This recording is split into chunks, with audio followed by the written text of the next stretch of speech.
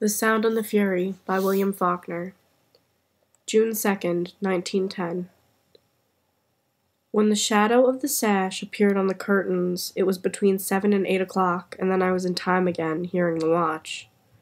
It was grandfather's, and when father gave it to me, he said, "I give you the mausoleum of all hope and desire.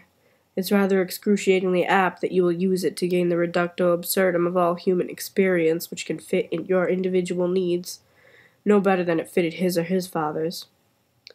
I give it to you, not that you may remember time, but that you might forget it now and then for a moment, and not spend all your breath trying to conquer it. Because no battle is ever won," he said, "and not even fought. The field only reveals to man his own folly and despair, and victory is an illusion of philosophers and fools." It was propped against the collar box, and I lay listening to it. Hearing it, that is. I don't suppose anybody ever deliberately listens to a watch or a clock. You don't have to. You can be oblivious to the sound for a long while, then in a second of ticking it can create in the mind, unbroken, the long diminishing parade of time you didn't hear. Like father said, down the long and lonely light rays you might see Jesus walking like. And the good St. Francis, that said little sister death, that never had a sister. Through the wall I heard Shreve's bed springs, then his slippers on the floor hishing. I got up and went to the dresser and slid my hand along it and touched the watch and turned it face down and went back to bed. But the shadow of the sash was still there, and I had learned to tell almost to the minute, so I'd have to turn my back to it, feeling the eyes animals used to have in the back of their heads when it was on top, itching. It's always the idle habits you acquire which you will regret. Father said that Christ was not crucified.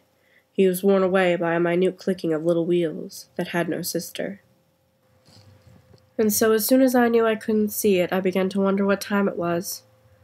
Father said that constant speculation regarding the position of mechanical hands on an arbitrary dial, which is a symptom of mind function. Excrement, father said, like sweating. And I saying, all right, wonder. Go on and wonder. If it had been cloudy, I could have looked at the window, thinking what he said about idle habits, thinking it would be nice for them down at New London if the weather held up like this. Why shouldn't it? The month of brides, the voice that breathed. She ran right out of the window, out of the banked scent. Roses, roses. Mr. and Mrs. Jason Richmond Compson announced the marriage of roses. Not virgins like dogwood. Milkweed. I said I have committed incest, father. I said roses. Cunning and serene. If you attend Harvard one year but don't see the boat race, there should be a refund. Let Jason have it. Give Jason a year at Harvard. Shreve stood in the door, putting his collar on, his glasses glinting rosily, as though he had washed them with his face. You taking a cut this morning? Is it that late? He looked at his watch. Bell in 2 minutes. I didn't know it was that late. He was still looking at the watch, his mouth shaping. I'll have to hustle. I can't stand another cut. The dean told me last week. He put the watch back into his pocket, and then I quit talking. You'd better slip on your pants and run, he said. He went out. I got up and moved about, listening to him through the wall. He entered the sitting room, toward the door. Aren't you ready yet? Not yet. Run along. I'll make it. He went out, the door closed. His feet went down the corridor. Then I could hear the watch again. I quit moving around and went to the window and drew the curtains aside and watched them running for chapel, the same ones fighting the same heaving coat sleeves, the same books and flapping collars, flushing past like debris on the flood. Then Spode. Calling Shreve my husband. No, let him alone, Shreve said. If he's got better sense than to chase after the little dirty sluts, whose business? In the South, you're ashamed of being a virgin. Boys, men, they lie about it. Because it means less to women, father said. He said it was men invented virginity, not women. Father said it's like death, only a state in which the others are left, and I said, but to believe it doesn't matter, and he said, that's what's so sad about anything. Not only virginity. And I said, why couldn't it have been me and not her who was unvirgin? And he said, that's why that's sad too. Nothing is even worth the changing of it. And Shreve said if he's got better sense than to chase after the little dirty sluts, and I said, did you ever have a sister? Did you? Did you? Spode was in the middle of them like a terrapin in a street full of scuttering dead leaves, his collar about his ears, moving at his customary unhurried walk. He was from South Carolina, a senior. It was his club's boast that he never ran for chapel, and had never got there on time, and had never been absent in 4 years, and had never made either chapel or first lecture with a shirt on his back and socks on his feet. About 10 o'clock, he'd come in Thompson's, get 2 cups of coffee, sit down and take his socks out of his pocket, and remove his shoes and put them on while the coffee cooled.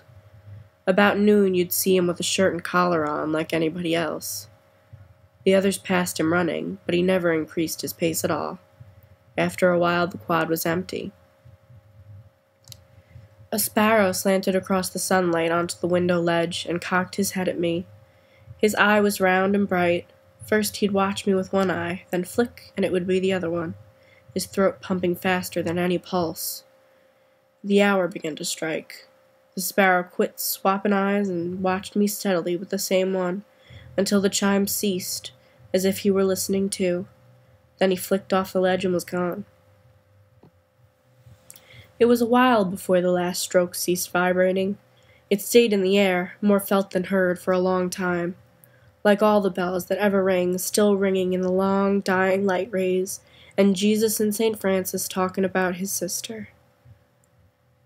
But if it were just a hell, if that were all it, finished, if things just finished themselves, nobody else there but her and me, if we could have just done something so dreadful that they would have fled hell except us. I have committed incest, I said, Father. It was I, it was not Dalton Ames. And then he put Dalton Ames. Dalton Ames, Dalton Ames. When he put the pistol in my hand, I didn't. That's why I didn't. He would be there, and she would, and I would. Dalton Ames, Dalton Ames, Dalton Ames.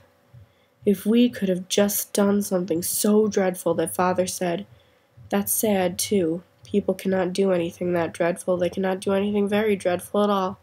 They cannot even remember tomorrow what seemed dreadful today. And I said, you can shirk all things. And he said, can you? And I will look down and see my murmuring bones in the deep water-like wind, like a roof of wind. And after a long time they cannot distinguish even bones upon the lonely and inviolate sand. Until on the day when he says rise, only the flat iron would come floating up. It's not when you realize that nothing can help you, religion, pride, anything. It's when you realize that you don't need any aid. Dalton Ames, Dalton Ames, Dalton Ames. If I could have been his mother lying with open body, lifted, laughing, holding his father with my hand, refraining, seeing, watching him die before he lived. 1 minute she was standing in the door. I went to the dresser and took up the watch, with the face still down. I tapped the crystal on the corner of the dresser and caught the fragments of glass in my hand and put them into the ashtray, and twisted the hands off and put them in the tray. The watch ticked on. I turned the face up, the blank dial with the little wheels clicking and clicking behind it, not knowing any better. Jesus walking on Galilee and Washington not telling lies. Father brought back a watch charm from the St. Louis Fair to Jason, a tiny opera glass into which you squinted with one eye and saw a skyscraper, a Ferris wheel all spidery, Niagara Falls on a pinhead. There was a red smear on the dial. When I saw it, my thumb began to smart. I put the watch down and went into Shreve's room and got the iodine and painted the cut. I cleaned the rest of the glass out of the rim with a towel. I laid out 2 suits of underwear, socks, shirts, collars, and ties, and packed my trunk. I put in everything except my new suit and an old one, and 2 pairs of shoes and 2 hats and my books. I carried the books into the sitting room and stacked them on the table, the ones I had brought from home and the ones... Father said it used to be a gentleman was known by his books. Nowadays he's known by the ones he's not returned. And locked the trunk and addressed it. The 1/4 hour sounded. I stopped and listened to it until the chime ceased.